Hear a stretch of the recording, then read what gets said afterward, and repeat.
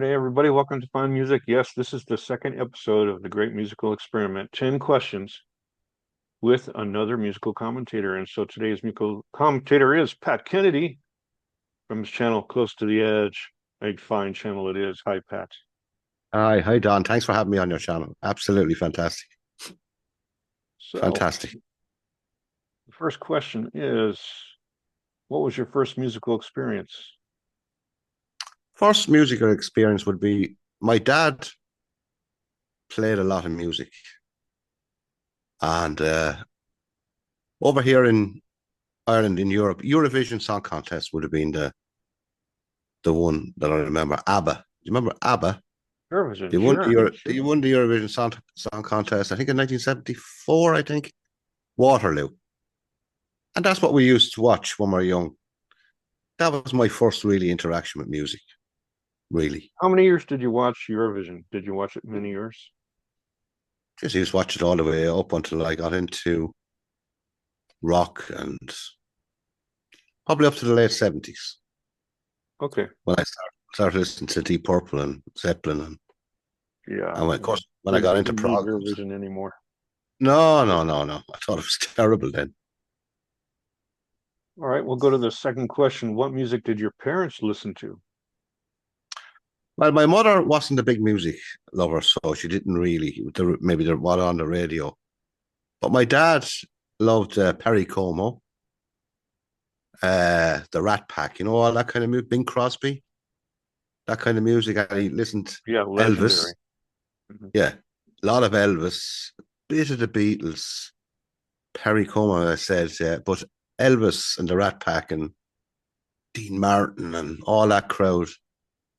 And it's probably why I don't like any of that music nowadays. Because I heard it so much. He did play some, what's the other band he liked? The Carpenters in the 70s. He liked the Carpenters. Mm. Basically, that's it, yeah. But my mother, no, don't remember her ever listening to music, really. Well, whatever came on the radio, basically. Well, you had good taste. I mean, Steve was in the first episode. He's older than me, and you're younger. So I'm relating a little bit more to your parents' experience because it was like my parents' experience. Yeah, that's the kind of music they liked, yeah. Yeah.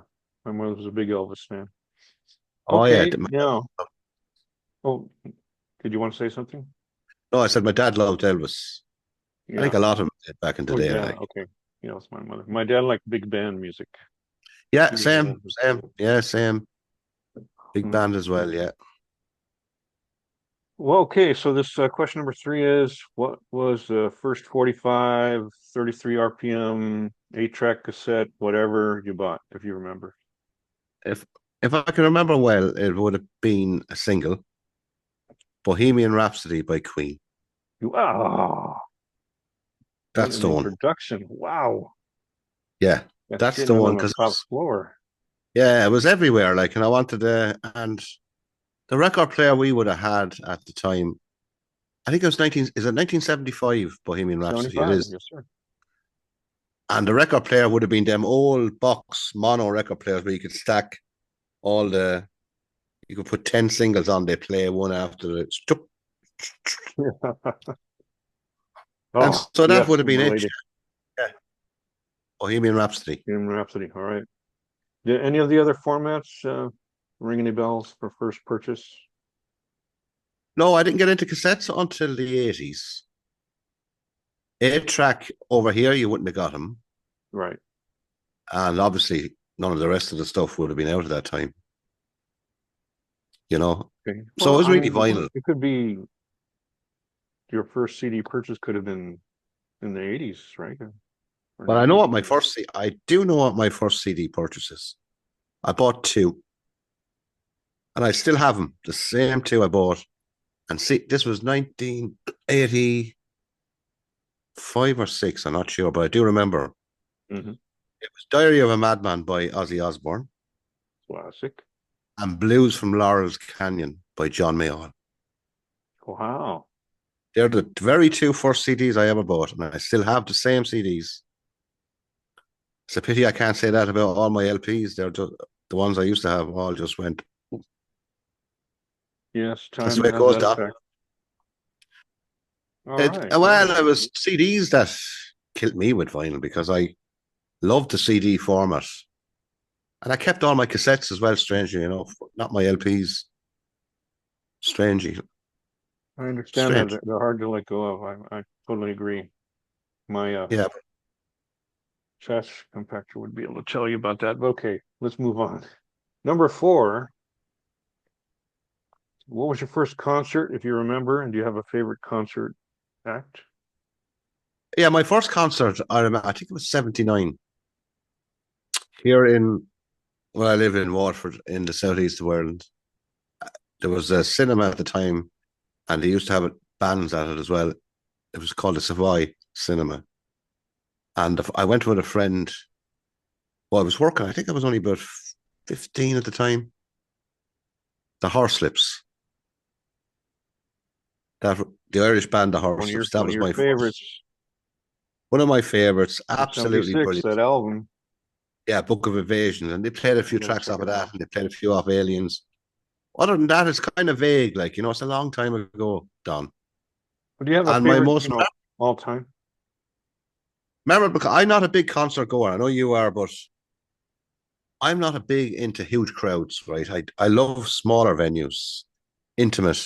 I'd rather go and see a band in a bar than I would a big rock concert because you can watch, listen. I love watching them, the detail.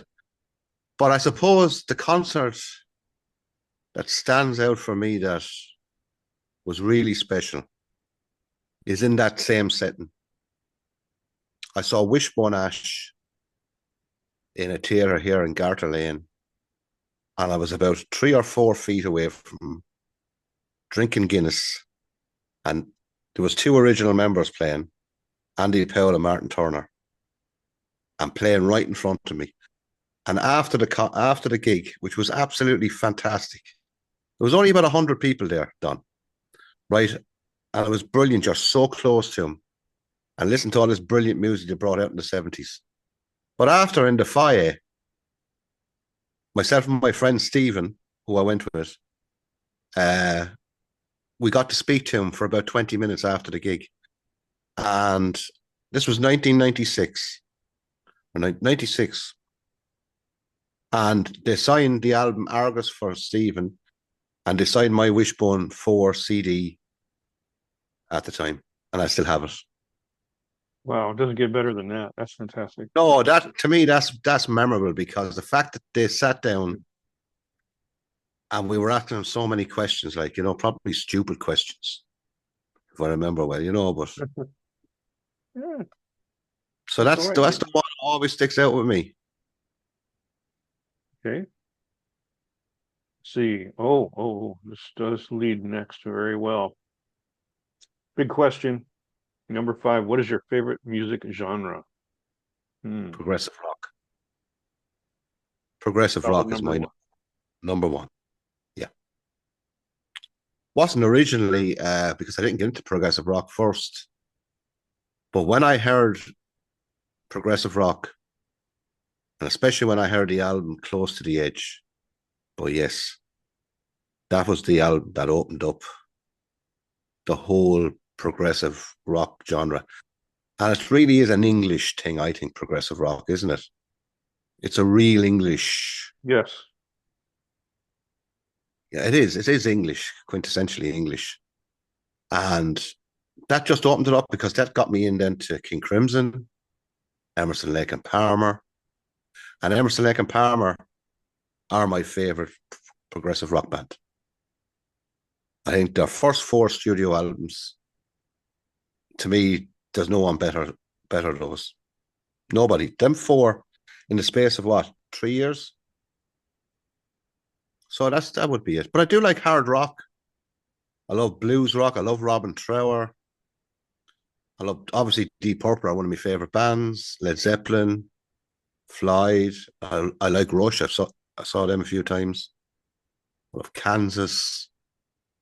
I love Remember Van Halen show when we getting into Van Halen and they were bringing out the albums at the time. Should they blew us away? Sure. Van Halen and Eddie Van Halen, his unique style of guitar And sure, when they played first, sure, with they were back in Black Sabbath on the Never Say Die tour, and they opened up for Black Sabbath. They blew Black Sabbath off the stage. They were that good, you know. So, but progressive rock is my number one. I try not to say too much, but some things I just have to blurt out. Van Halen played my high school back in 1975, Oh, there's three one for years you. before their first album. I guarantee they were good then. Yeah, yeah. I mean, they had some original material already. Yeah, they would have They did been. a They lot of were. covers with original Yeah, material. Michael Anthony, great bass player, great backing vocals as well. He was brilliant on the harmony on the vocals. Yeah, they really extended rock. It was a time when They did, rock they did. needed somebody like that, and they came Yeah, you along at the needed right someone like time. that. As I always say, they gave it a little bit of, with a bit of balls. You know what I mean?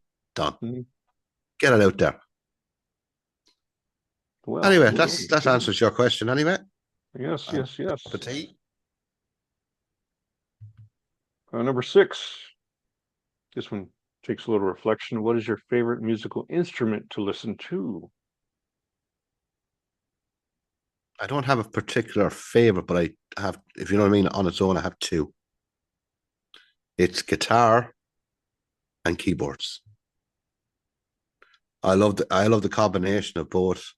That's probably why Deep Purple are my favorite band because you have the Hammond organ and the Stratocaster.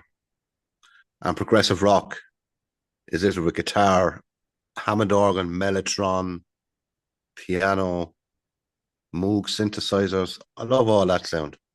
I'm sure one of my other favorite bands is Tangerine Dream. All this experimental in all these different sounds, electronic sounds. I like that. Yeah, but guitar and I would cheat there. Guitar and keyboards. Yeah. Excellent. This makes me realize I got to do an episode on myself. I don't have to interrupt anybody else. Yeah, because I've got answers for all these too. Okay, number seven. This might be an easy one. Who's your favorite singer? Hmm. That's not that easy, actually, Don. Now, I did a video on my own channel with my good friend Paul over a year ago now. And in that video, we did our top 10 vocalists. And things can change. You know that as well as I do. And at that time, my number one vocalist was Greg Lake from Emerson, Lake and Palmer and King Crimson. Mm, But he's not anymore. Because last year, 2025, I finally got into Robin Trower. After all these years, never listened to him. And James Dewar, his vocalist from 1973 to 1983, to me is the best vocalist I have ever heard. wow. Yeah, bass player and vocalist with Robin Trower. He was just incredible. He had a fantastic, soulful, bluesy voice. And he can go high or he can go low. He had everything. He had the whole range. He had the full range as a vocalist. And to me, he's my new favorite vocalist. Note to self, examine Robin Trower more deeply. Exactly. And Mm-hmm. unfortunately, James Dewar is no longer with us. He died in the early 2000s. But he's from Glasgow in Scotland originally. That's where he's from. A sense of bias. Understandable, understandable. All right, so this question definitely follows very well. I like to think. Number eight, who is your favorite songwriter? Songwriter. Well, that's a tricky one. I'd have two. I'd have two. Ian Anderson from Jethro Tull wrote most of the material, and Roger Waters from Pink Floyd. And if someone said to me, put a gun to my head and say, you have to pick one, it'd be Ian Anderson of Jethro Tull. Has to be. I think you can safely say he has covered a lot of bases, a lot of variety in his songwriting. Yeah, and his lyrics, especially in the 70s, towards the late 70s, were absolutely sublime. Sublime lyrics. And Clever he arranged fellow. just brilliant. Brilliant. Now Roger Waters, but there's other brilliant writers out there as well. Absolutely so many of them, but Ian Anderson for me. Okay. Okay, Don. I'm just trying to not say too much. I'm trying to No, you're okay. got to do an episode for myself. I will. All right, this one I love. Number 9. I think you'll like it too. Is there an artist that you would recommend who needs more exposure? Yes. Eli, German band. Yeah. 100% they need more exposure. They were never that big, so progressive rock, space rock, bit of ambient rock in there, a lot of keyboard driven sounds. But yes, definitely Eli. They need more loving. Steve agrees with you. In fact, he said you introduced him to Eloy. I did. I did, yeah. And he's either buying 12 albums at the moment, or 11, 12. That's right, Steve. Steve was a great character. And he also mentioned you might mention someone you did mention in another question, Robin Trower. Correct, yeah. I'm on a buzz on Robin Trower at the moment, yeah. Yeah, honestly, I Brilliant. just know Bridge of Sighs, but I'm going to go deeper because of you. Oh, you have to go deeper. You have to go Mhm. to his first album, and so many, especially with James Dewar singing in them. So many brilliant albums, and they're all different, especially his 70s ones. In City Dreams is another one. It's absolutely brilliant. Brilliant. That's it anyway, done for that one. And finally, number 10, the one that started all this, because I remember in emails discussing with you ideas. And so that idea for number 10, which is more important to you, the music or the lyrics? That's a tough one. Mm-hmm. I do like lyrics though. I absolutely love well-written lyrics that mean something. But I would say it have to be slightly favourable to the music for a simple reason is a lot of lyrics are only lyrics for the sake of lyrics. They don't mean a whole lot. Mm-hmm. Like if you listen to the lyrics of Pink Floyd, you actually listen to him because he's trying to tell a story or he's trying to get a point across. Ian Anderson's the same. Bob Dylan, quintessential. Obviously, he was the one of the first. Like it's like a poet. You're listening to what he has to say. Where a lot of the other songs lyrically, like if you look at the Beatles, "Love, Love Me Do," Yeah. you know what I mean. Led Zeppelin, "A Whole Lot of Love." What do they really mean? Repeating the same line over and over again. It's more so the vocals are in harmony with the music. It doesn't really matter what he's singing about. You sing along to it anyway, but you don't know what they're talking about. Like if you listen to the lyrics on Yes's album "Close to the Edge," like what is he actually total mass retain? Like there's lyrics in there just for the sake that look good, but what do they actually mean? Or sound good. He was always saying he would go for sounds. Sounds, yeah, that's what I'm Yeah. saying about sounds of lyrics. Whereas if you listen to the lyrics on Dark Side of the Moon, absolutely just waters, wish you were here, animals, the wall, the final cut lyrics are absolutely incredible and are more potent today than they were even in the 80s. Because it's all about war and the costs of war. And if you just listen to his lyrics, they're pertinent today as they were then. Absolutely. So I would just slightly go to answer your question, Don. The music, first and foremost. Now you could have brilliant lyrics and you could have bad music. And that doesn't really work, but you could have brilliant music and terrible lyrics and you'll still love the music. You won't turn around and say to someone, well, the music was terrible, but I love the lyrics. You very rarely hear anyone say that. You know what I mean? Where you can hear someone say, oh, yeah, the music was fantastic. Yeah, the lyrics are so, but you're just a part of the music then. You get me? You just call becomes one. Hmm. I Anyway, wonder that's if my I, answer anyway. yeah, I wonder if I should say something about that. Hmm. Hmm. I guess I've got to do my own episode. I don't want to color your answers, but you gave a different answer than Steve did. Hmm. So the score is 1-1 right now.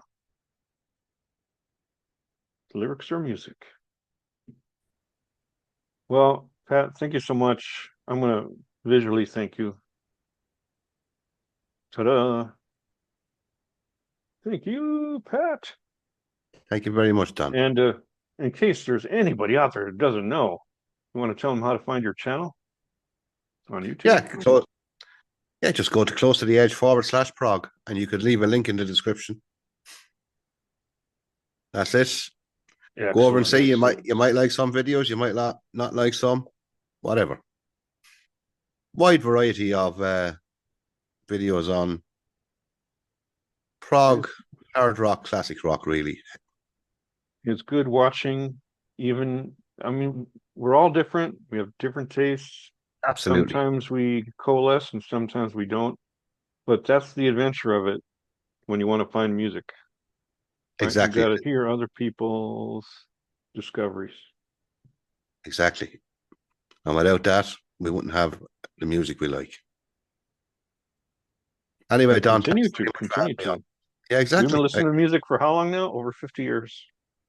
Yeah, Yeah. 50, around 50 years. I'm 61 now. I know you're a little bit older, but we're all getting on, Don. Oh, on a happy note, On that happy note, we're all getting we'll on. end this episode. Hey, oh, I'll say one more thing that came up, and I think is a really great thing. I think you want to maybe have an episode. We'll do an episode with all of us together in the future. Hall of Fame snubs. I'm sure Yeah, everybody has something to say that'd be about interesting. who's Yeah, not been nominated.